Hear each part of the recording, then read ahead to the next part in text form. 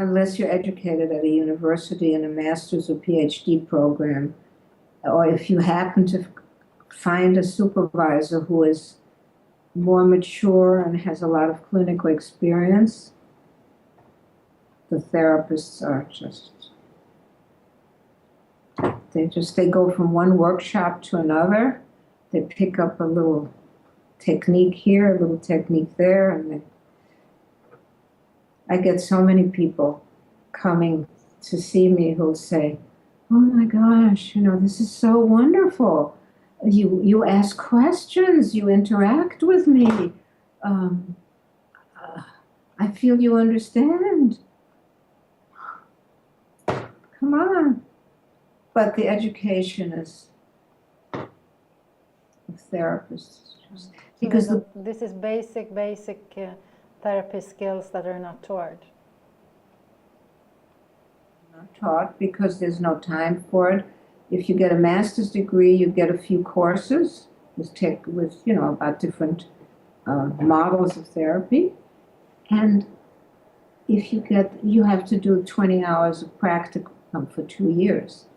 But if you get a supervisor who themselves hasn't been supervised in depth and is a good clinician, then how are you going to? Supervision is so important. To me, that's where you learn, right? Good clinical supervision. Mm-hmm.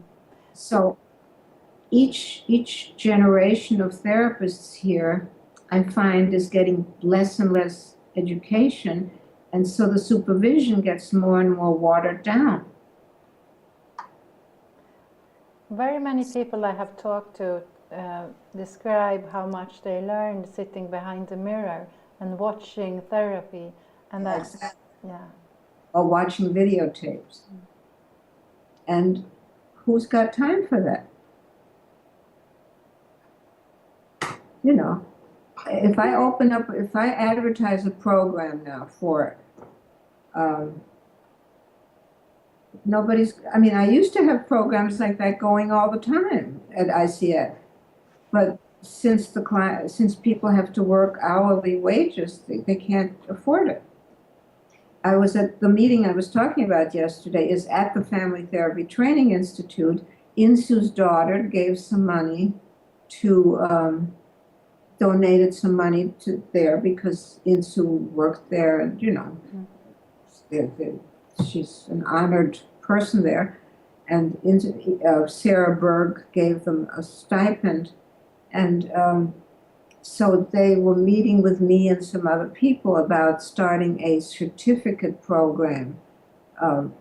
That's it's not a degree, but it says I have had some extra training in solution-focused therapy. And we were discussing this. Let's not do classwork. If we do this, we do a basic 1 or 2 days of class where you go through the basic principles, and then you start talking about cases and applying these things to cases, because and they want to do this for people who are social workers, who work with very difficult, complex cases. Then you have to, 11 years I did this with an agency here in Milwaukee, who worked with children who were adjudicated, who were delinquent, and families. And you can apply these principles, but you have to talk about the specific case and how you can apply the principles and you have to apply them systemically, because in these very complex cases, you've got a psychiatrist and the mother has a therapist, and the child has an individual therapist, and there's the family therapist, and there's the social worker. And it's your role that all these people sort of are not working against each other, that they can all be on the same page, which is another piece. It's a very valuable piece when you're doing complex therapy, but solution-focused therapy is so valuable for relationships with other professionals as well as for the casework. I have talked a lot about this and written about it too. But, this systemic, how do you apply this systemically?